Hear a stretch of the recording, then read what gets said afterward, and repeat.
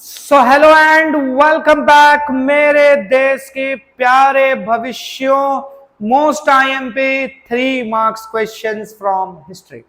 तो दो मार्क्स के सारे इंपॉर्टेंट क्वेश्चंस हम ऑलरेडी डिस्कस कर चुके हैं, मैप वर्क भी डिस्कस कर चुके हैं। जिसने भी वो वीडियोस नहीं देखी, फटाक से जाकर उन्हें पहले निपटा लो। उसके बाद 3 मार्क्स के क्वेश्चंस की बारी आती है। 3 मार्क्स के सेशंस में आज पहला वीडियो जिसमें हम हिस्ट्री के 3 मार्क्स के क्वेश्चन डिस्कस कर रहे हैं। एक चीज और बता दूं यहां पर कि मैंने एक वीडियो में डाला था, शॉर्ट बना के डाला था, उसमें बताया था कि आपको किन चैप्टर्स से मतलब 2-2 मार्क्स के क्वेश्चंस ज्यादा आने के चांसेस हैं। 3-3 मार्क्स वाले के लिए कौन से चैप्टर ज्यादा प्रेफर्ड है और 4 मार्क्स वाले के लिए कौन से चैप्टर ज्यादा प्रेफर्ड है। सारी चीजें बताई थी मैंने ये भी कहा था, देखो ब्लूप्रिंट 100% एग्जैक्ट फॉलो हो ये जरूरी नहीं है। थोड़ा बहुत ब्लूप्रिंट इधर उधर हो सकता है, और थोड़ा बहुत अगर इधर उधर हुआ भी तो भी तुम्हारे 80 मार्क्स फिक्स होने चाहिए। अब वो कैसे होंगे? तो मैं जब क्वेश्चन सिलेक्ट कर रहा हूं कि बेटा ये क्वेश्चंस करने हैं तुम्हें, तो उन क्वेश्चंस में ना मैं इस चीज का ख्याल रख रहा हूं कि अगर ब्लूप्रिंट इधर उधर हो गई ना, तो भी मेरे वीडियो से पढ़ा हुआ बच्चा, इस चैनल से जुड़ा हुआ बच्चा, हमारे परिवार का बच्चा, वो पेपर में फंसना नहीं चाहिए। उसकी ना नाव ऐसे वो नहीं हो, वो वाला जो ऑरा फार्मिंग है, वैसे ऑरा फार्मिंग करते हुए मेरे बच्चे का मार्क्स आना चाहिए। सारे के सारे जितने भी तुम जुड़े हो चैनल से, एकदम एग्जाम में ऑरा फार्मिंग हो जानी चाहिए। ठीक है, तो मैंने ना इस वीडियो में कुछ और भी चैप्टर्स के क्वेश्चंस उठाए हैं कि जैसे अगर 2 मार्क्स 3 मार्क्स के क्वेश्चन इधर से उधर स्विच हुए तो किस चैप्टर्स में से वो उठ के आ सकते हैं, वो भी टॉपिक्स मैंने यहां पर ले लिए हैं। तो ये सारे वीडियो जितने मैं डाले जा रहा हूं ना बेटा, ये सारे वीडियोस अगर तुमने कर लिए, सारे क्वेश्चंस कर लिए ना, तो पेपर में 80 आएगा। तो चलते हैं आगे, बात करते हैं पहले क्वेश्चन की। Town planning of ancient India को एक्सप्लेन करो। पुराने समय का जो टाउन प्लानिंग था, मोहनजोदारो का टाउन प्लानिंग, और ये दोनों क्वेश्चंस ऑलमोस्ट सेम है, थोड़ा सा 1-2 लाइन इधर उधर हो जाती है। तो ये मोहनजोदारो वाले का क्वेश्चन पिछले साल आया था, इस साल चांसेस इसके लग रहे हैं। ठीक है, तो ये वाला क्वेश्चन डिस्कस करते हैं, ओवरऑल टाउन प्लानिंग। तो बोल रहे हैं कि 3 सेक्शंस में टाउन प्लानिंग बटा होता था। 3 सेक्शंस में, एक होता था फोर्ट ऑफ रूलर्स, सिटाडेल कह रहे हैं जिसको, एडमिनिस्ट्रेटिव ऑफिसर्स का हाउस जो कि टाउन के अपर पार्ट में होता था, ये दोनों ही अपर पार्ट में होते थे, और कॉमन पीपल के लिए जो रेसिडेंस होता था वो टाउन के लोअर पार्ट में होता था। तो 3 लेयर्स में यहां पर हाउसिंग्स होती थी। जो फोर्ट ऑफ रूलर्स होता था वो अपर पार्ट बताया, जैसे कि यहां पर भी लिखा था। अपर पार्ट का जो हिस्सा था टाउन का, वो ज्यादा सेफ होता था, प्रोटेक्टेड होता था। 2 से 5 कमरे होते थे इन घरों में। जबकि जो लोअर पार्ट वाला हिस्सा होता था वो जनरली हैंडमेड ब्रिक्स का बना हुआ होता था। यहां पर जो घर होते थे हैंडमेड ब्रिक्स से बने होते थे। इंडस वैली सिविलाइजेशन में ऐसे बहुत सारे टाउन हमको देखने को मिलते हैं।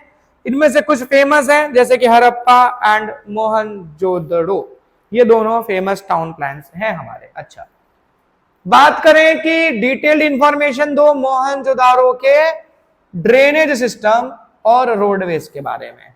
तो रोडवेज और ड्रेनेज बड़ा ही फेवरेट क्वेश्चन है। ठीक है, अकेला एक भी दे देते हैं कई बार, और दोनों के चांसेस साथ में आने के चांसेस ज्यादा है। तो रोड्स में क्या बता रहे हैं? मेन फीचर है 9.75 मीटर वाइड होता है। छोटे छोटे लिंक रोड्स राइट एंगल पर कनेक्ट करते हैं। देखो ये बहुत बार डिस्कस कर चुके हैं हम ऑलरेडी पीछे के वीडियोस में, तो मैं आज ना सब चीज बहुत डिटेल में डिस्कस नहीं करूंगा। ठीक है, शॉर्ट में ही लेके चलूंगा, अननेसेसरीली वीडियो को लंबा नहीं करना। मेन पर्पस है तुम लोगों का क्या इस वीडियो में, क्वेश्चंस को समझना कि कौन से क्वेश्चंस इंपॉर्टेंट है और इनका आंसर याद करना। ठीक है, तो रोक रोक के कर लेना। हाँ, कुछ इंपॉर्टेंट पॉइंट्स है मैं जरूर डिस्कस करूंगा, ताकि बच्चा वीडियो भी देख रहा है तो देखते देखते भी उसको चीजें याद हो जाएं, दोबारा पढ़ते टाइम उसको कम मेहनत लगे। ठीक है, तो इसलिए कुछ चीजें डिस्कस भी करूंगा। तो 9.75 मीटर्स वाइड है। स्मॉल लिंक रोड्स जो थे वो राइट एंगल पर कनेक्ट करते थे। 2 मेन रोड्स थे, अच्छा सॉरी, रोड्स इतने वाइड थे कि कई व्हीकल्स एक साथ पास हो सकते हैं। आप देख रहे हो इतना चौड़ा है। रोड्स के किनारे पर पिट्स बने हुए हैं, गड्ढे बने हुए हैं, जो कि ये शो कर रहे थे कि वहां पर लैंप पोस्ट लगाए जाते होंगे, खंबे होते थे जिसमें मशाले लगाई जाती होंगी उजाले के लिए रात में। मेन रोड्स जो थे बड़े स्ट्रेट थे, बिना टर्न्स के स्ट्रेट बनाए जाते थे। अच्छा, दो मेन रोड थे शहर में, एक नॉर्थ से साउथ चलता था, एक ईस्ट से वेस्ट चलता था, और दोनों ही रोड एक दूसरे को राइट एंगल पर ही कट करते थे शहर के बीचों बीच।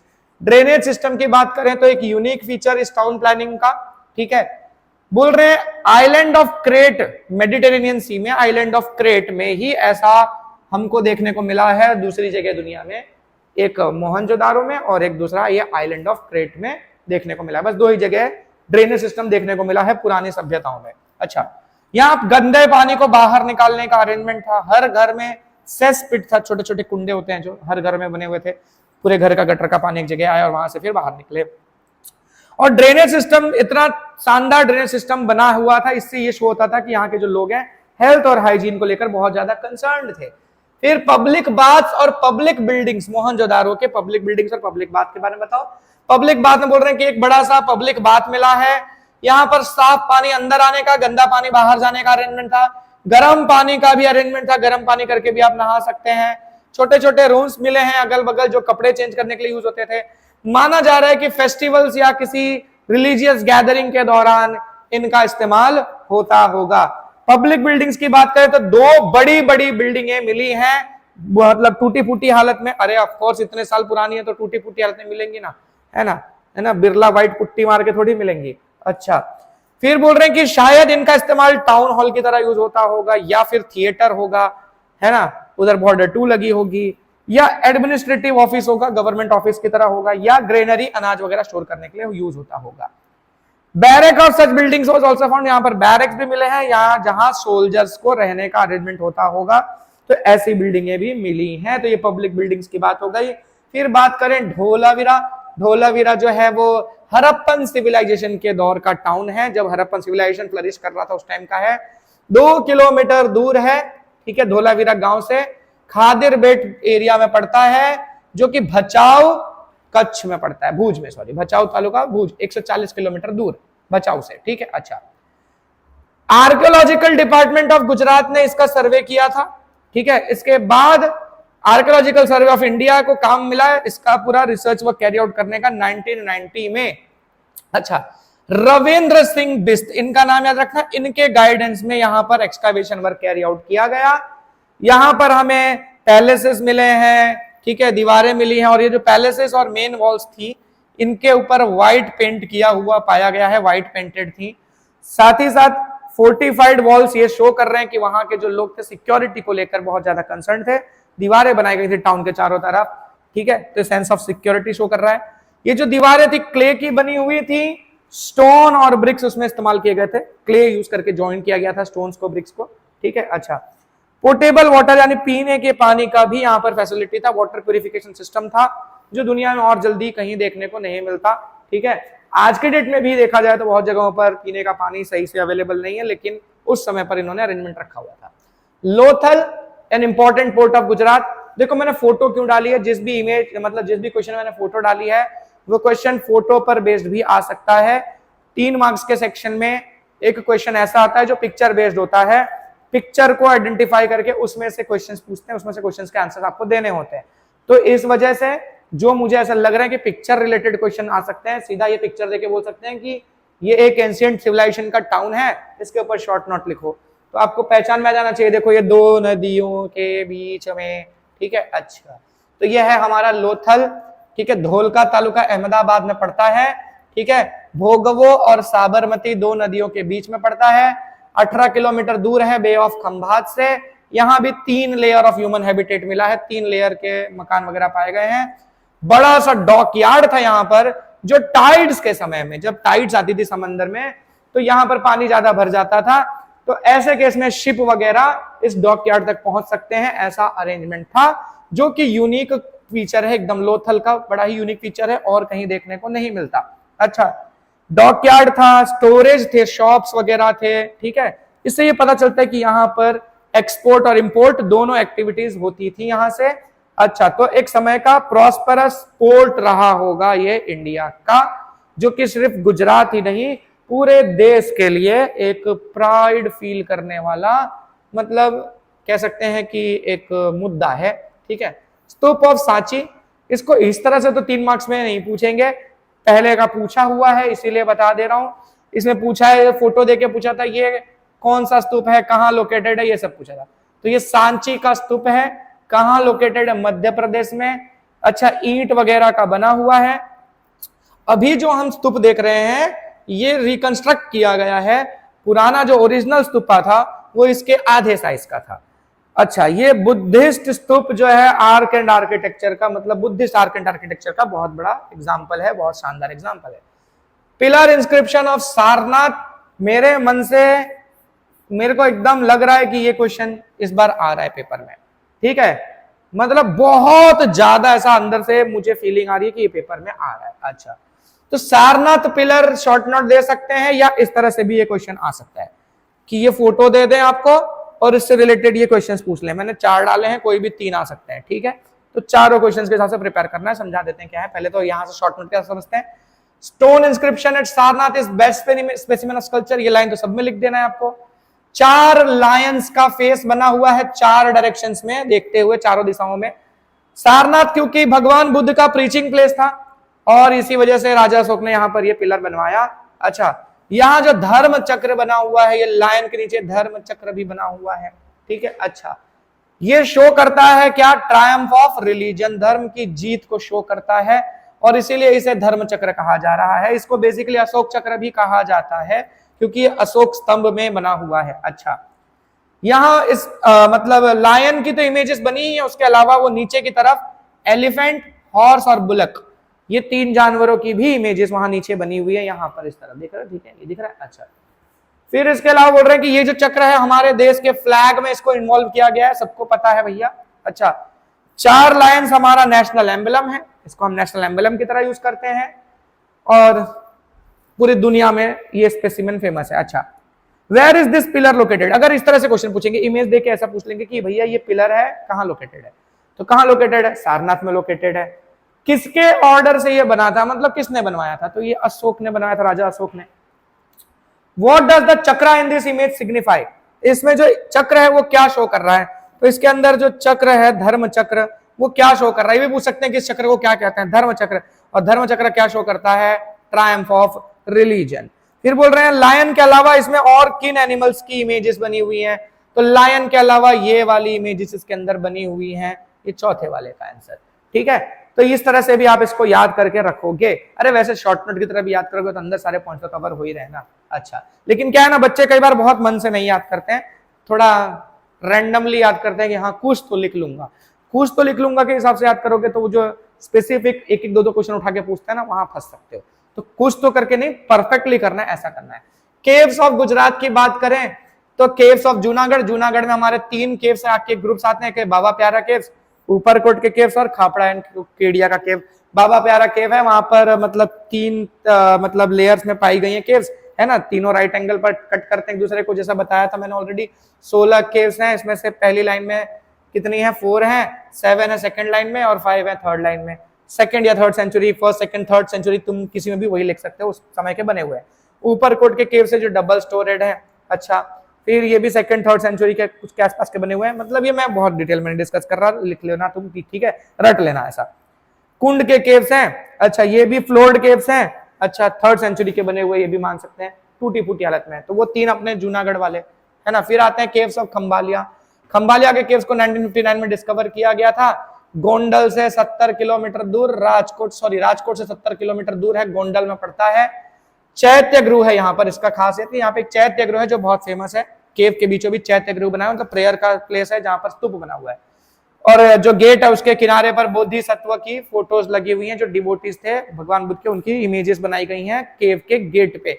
मैंने इसकी इमेज डाली हुई है, जो डिटेल्ड वीडियो चैप्टर का जो डिटेल्ड वीडियो है उसमें डिस्कस किया था, ठीक है। अच्छा, फिर तलाजा के केव्स हैं, बोल रहे हैं कि वो भावनगर में पड़ता है, शत्रुंजय रिवर के माउथ पे। अच्छा, ताल ध्वजगिरी के नाम से बड़ा फेमस पिलग्रिमेज प्लेस भी है ये। बड़े बड़े गेट्स हैं इसमें, जो केव्स हैं इसके गेट्स बहुत बड़े बड़े हैं। यहाँ पर एक इभाल मंडप है, यहाँ पर भी चैत्य गृह है जो बहुत फेमस है। अच्छा, थर्ड सेंचुरी का बना हुआ। बात करें sun temple of Modhera, sun temple, Modhera sun temple के ऊपर शॉर्ट नोट आ सकता है। तो मोढेरा सन टेम्पल गुजरात के मेहसाना डिस्ट्रिक्ट में पड़ता है। 1026 AD में इसे बनाया गया था। किसने बनवाया था, भीमदेव वन जो थे सोलंकी किंग, उन्होंने इसको बनवाया था। इस यहां जो सन गॉड की इमेज थी उसके ऊपर क्राउन में जो था मिडल में क्या लगा हुआ था, एक जेम लगा हुआ था, जैम नहीं जेम, जेम स्टोन, जो कि मतलब सूरज की रोशनी पड़ती थी, सूरज की पहली किरण वहां पड़ती थी, उजाला हो जाता था, पूरा जो सैंक्टम था वो लिटअप हो जाता था, बड़ा ही शानदार एटमॉस्फेयर बन जाता था। यहाँ पर 12 अलग अलग इमेजेस है सन गॉड की, कुछ इरोटिक स्कल्पचर्स भी बने हुए हैं, ठीक है। अच्छा, ईरानियन स्कूल ऑफ आर्ट का इस्तेमाल किया गया है इसको बनाने के लिए। और सामने एक लेक है, उस लेक में 108 छोटे छोटे मंदिर बने हुए हैं, जो सुबह शाम दोनों समय पर यहाँ बड़ा ही शानदार एटमॉस्फेयर होता है। अच्छा, मैं ये बोल रहा था कि जो भी ऐसे टेम्पल एम्पल टाइप के आते हैं ना क्वेश्चंस, इस हर क्वेश्चन को पढ़ने से पहले अपने से कुछ सवाल पूछने हैं। क्या सवाल पूछने हैं? किसने बनवाया, कब बना, कहां पर है, ठीक है, वेयर, व्हेन, हु, ठीक है, कहां पर है, कब बना, किसने बनवाया, ठीक है, और उसका कुछ स्पेशलाइजेशन होगा। जैसे इस वाले में स्पेशलाइजेशन की सन गॉड की इमेज के ऊपर जेमस्टोन लगा हुआ है, वैसे अलग अलग कुछ टेम्पल्स का कुछ ना कुछ स्पेसिफिकेशन होता है, ठीक है, उसका अपना स्पेशलाइजेशन होता है। इसके अलावा स्कूल ऑफ आर्ट, किस स्कूल ऑफ आर्ट का इस्तेमाल किया गया है इसको बनाने के लिए, तो ये देख रहे हो 1 2 3 4 5 पॉइंट तो तुम्हारे ऐसे कवर हो गए, समझ रहे हो। हर क्वेश्चन में जो भी ऐसे शॉर्ट नोट टाइप के आपको दिख रहे हैं, टेम्पल एम्पल वाले या कोई भी आर्किटेक्चरल चीज, जैसे ताजमहल हो सकता है, रेड फोर्ट हो सकता है, ये 5 क्वेश्चन आपको पूछने, ये 5 के हिसाब से इसको कम से कम 5 पॉइंट तो बन रहे हैं आपके।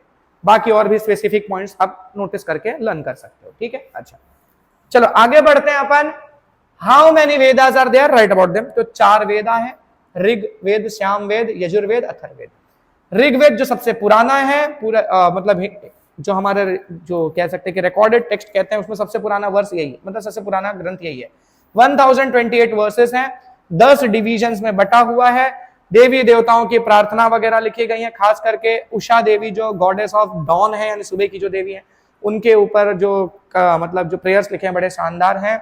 रिलीजियस और सोशल मैटर्स के बारे में इसमें लिखा गया है, आर्यंस के रिलीजियस और सोशल मैटर्स के बारे में, सप्त सिंधु में रहने वाले जो लोग आर्यंस। अच्छा, दूसरा है सामवेद। सामवेद जो है उसको गंगोत्री ऑफ म्यूजिक कहते हैं, ये म्यूजिक से जुड़ा हुआ है। इसमें वर्सेस को कैसे रिसाइट करना है उसके बारे में बताया गया है। तो गंगोत्री ऑफ म्यूजिक या म्यूजिक से जुड़ा हुआ वेद सामवेद। यजुर्वेद जो है वो यज्ञों का वेद है, वाई से वाई, यजुर यज्ञ, ठीक है। अच्छा, इसमें यज्ञ कैसे करते हैं, हवन वगैरह, उस सबके बारे में इंफॉर्मेशन दिया है।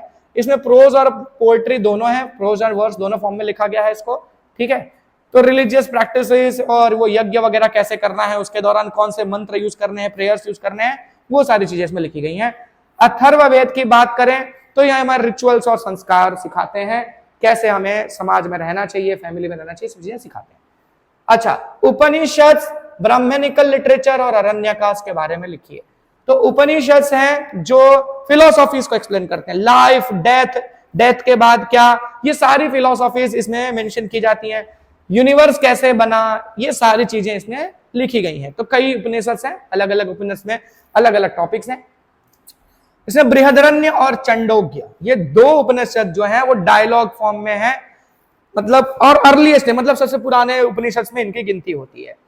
बोल रहे हैं कि टोटल 108 उपनिषद हैं, ऐसा लिखा गया है किस उपनिषद में, मुक्तिको उपनिषद में। इसमें पढ़ने से पता चलता है कि टोटल 108 उपनिषद है। अच्छा, ब्राह्मणिकल लिटरेचर जो ब्राह्मणों ने लिखी है, ठीक है, वेदों को सिंपल तरीके से समझने के लिए। वेदों की जो भाषा है बड़ी कॉम्प्लिकेटेड है, उसकी जो फिलॉसफी है बड़ी ही डीप है, तो वो फिलॉसफी हर कोई समझ पाए ये पॉसिबल नहीं है। इसके लिए ब्राह्मणों ने अलग से लिटरेचर बनाए, ब्राह्मणिकल लिटरेचर, जिसमें वेदों के प्रिंसिपल्स को सिंपल तरीके से एक्सप्लेन किया गया, ठीक है, मतलब जीवन में कैसे रहना है, रहन सहन, ये सब चीजें उसमें मेंशन की गई। अरण्यकाश, अरण्य में यानी जंगलों में बनाए गए ग्रंथ, ठीक है। जो आर्यंस थे ये अपने जीवन का जो लेटर फेज होता था, यानी बुढ़ापे वाला फेज होता था, उसको वो जंगलों में जाकर बिताते थे, समाज छोड़ छाड़ कर संन्यास लेते थे और वहां जाकर डीप थिंकिंग करते थे और उसमें फिलोसॉफिकल प्रिंसिपल्स डेवलप होते थे, उसके ऊपर वो लोग बुक्स लिखते थे, जिन्हें कहा गया है क्या, अरण्यकाश, ठीक है, याद रखना। अमीर खुसरो, ठीक है, अमीर खुसरो के बारे में शॉर्ट नोट, तो ये भाई साहब निजामुद्दीन औलिया के जो थे वो शिष्य थे। इन्होंने बुक्स लिखी हैं, आसिका, द नह, सिपिहर, किरतुल सदयान, ठीक है, या फिर और एक है खैजानुल फुतू, ये सारी बुक्स इनकी लिखी हुई। इन्होंने धरती पे स्वर्ग कहा है किसको? इंडिया को। इंडिया को अर्थली पैराडाइज कहा है।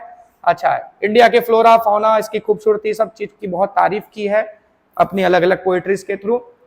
इनका यह मानना था हिंदुइज्म और इस्लाम दोनों आपस में बहुत हद तक सेम है।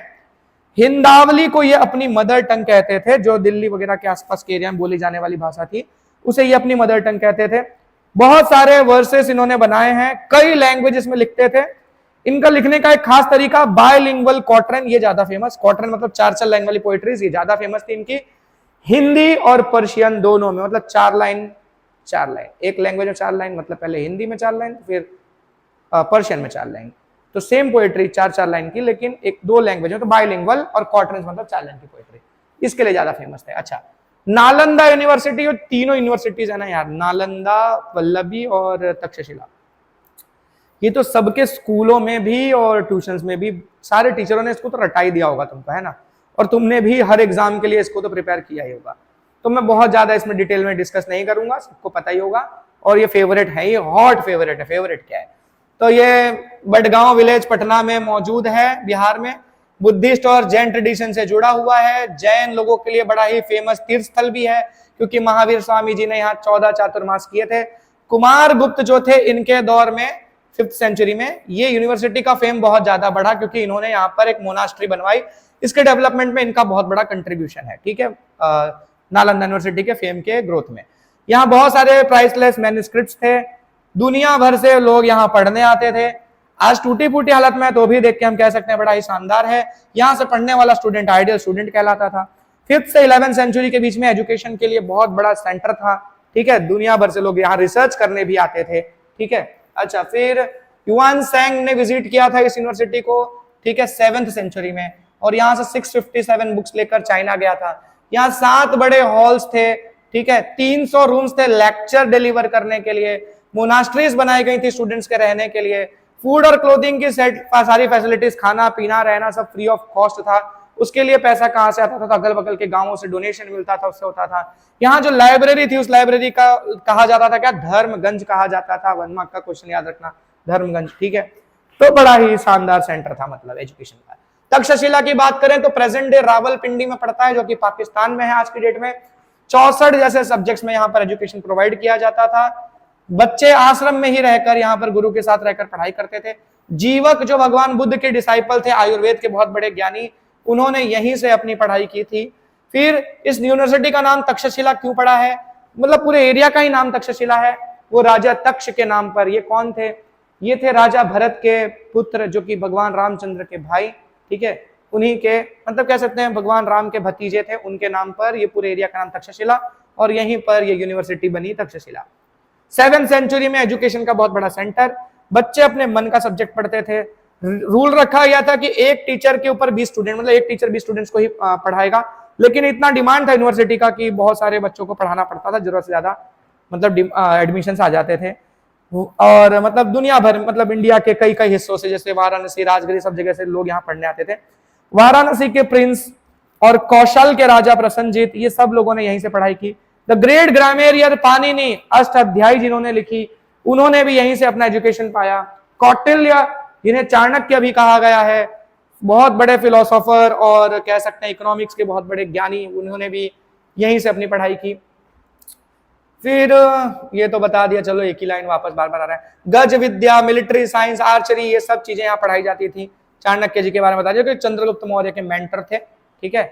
यहां पर भी एक चाइनीज ट्रेवलर ने विजिट किया था, नाम था क्या? फा हियान। वल्लभी के बारे में बोले तो गुजरात का बहुत ही फेमस एजुकेशन सेंटर, गुजरात के नाम से पूछ सकते हैं, ठीक है, कि एंशिएंट यूनिवर्सिटी जो गुजरात से जुड़ी हुई है, बहुत फेमस है, उसके बारे में शॉर्ट नोट लिखो। तो वल्लभी के बारे में लिखना रहेगा।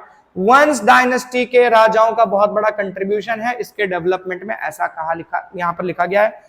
हिनायन कल्ट, बुद्धिज्म में जो हिनायन कल्ट है, बोधायन और हिनायन जो होते हैं 2 सेक्शन, उसमें से जो हिनायन कल्ट है उसका एक बहुत बड़ा सेंटर रहा है ये यूनिवर्सिटी का एरिया पूरा। स्थिरमती और गुणमती, 2 यहाँ के बड़े ही फेमस प्रिंसिपल्स। अच्छा, गंगा यमुना, मतलब दूर दूर से लोग यहाँ पढ़ने आते थे। इत सिंह नाम के चाइनीज ट्रेवलर ने यहाँ विजिट किया था, और इसने कहा था कि जैसे नालंदा ईस्ट साइड में इंडिया के बहुत फेमस है उसके एजुकेशन के लिए, वैसे ही वेस्ट साइड में ये वल्लभी बहुत फेमस है इसका उस तक मतलब टक्कर की ये यूनिवर्सिटी है। यहाँ एक इंटरनेशनल पोर्ट भी था, 480 से 775 एडी तक ऑपरेट हो रहा था, बाद में बंद हो गया। रूलर जो थे वल्लभी के, वो मैत्रक डायनेस्टी के मतलब बिलोंग करते थे, वहां के राजा जो थे मैत्रक डायनेस्टी से बिलोंग करते थे, ठीक है। खुद वो बुद्धिस्ट नहीं थे, बल्कि यूनिवर्सिटी बुद्धिस्ट ट्रेडिशन से जुड़ी हुई थी, फिर भी इसको वो लोग प्रमोट करते थे।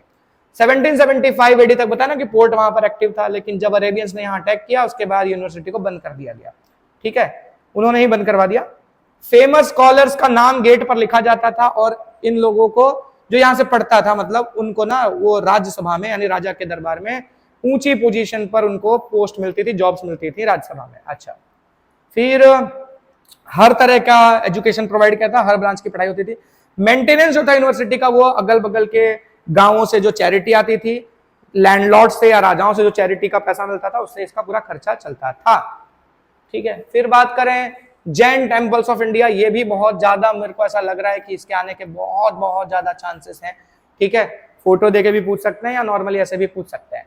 तो बोल रहे हैं जैन टेम्पल्स इंडिया में कई जगह पाए जाते हैं, बड़े शानदार शानदार, इसमें खास दिया गया राजगीर की बात करें, राजगीर में वैभवगिरी, विपुलाचल, रत्नागिरी, उदयगिरी और श्रमगिरी, जो 5 मेन जैन टेम्पल्स हमारे राजगीर में पड़ते हैं, इनके ये नाम।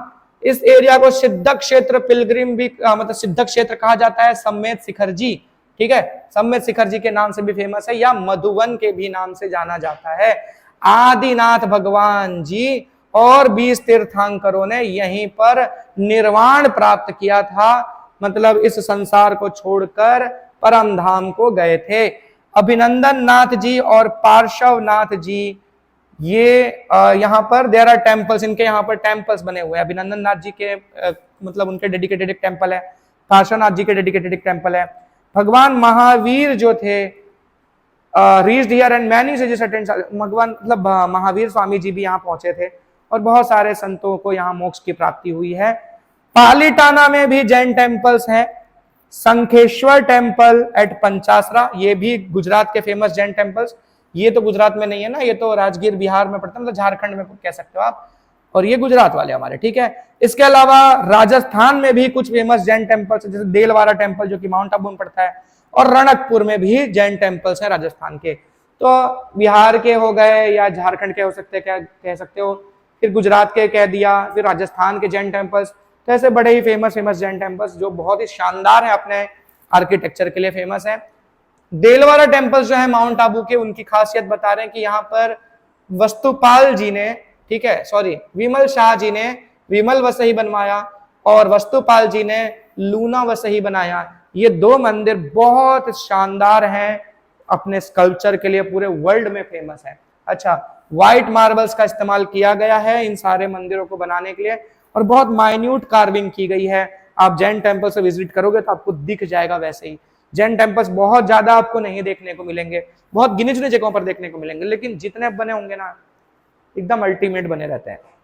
अच्छा, फिर जैन लोगों के पास पैसा भी बहुत है यार, अब इंडिया के टॉप सब अमीरों में जैन लोग ही हैं, तो वो डोनेशन भी करते हैं बढ़ चढ़कर। तो मंदिर में भाई इस तरह का मंदिर आज के डेट में बनाना बहुत खर्चे का काम होता है ना, तो ये लोग डोनेट करते हैं, खर्चा भी करते हैं, बनवाते भी हैं, ठीक है। अच्छा, तो जैन धर्म का ये हमारे मतलब भारत की जो धरोहर है, आर्किटेक्चर है, उसको बहुत बड़ा कंट्रीब्यूशन है ये सारे टेम्पल्स।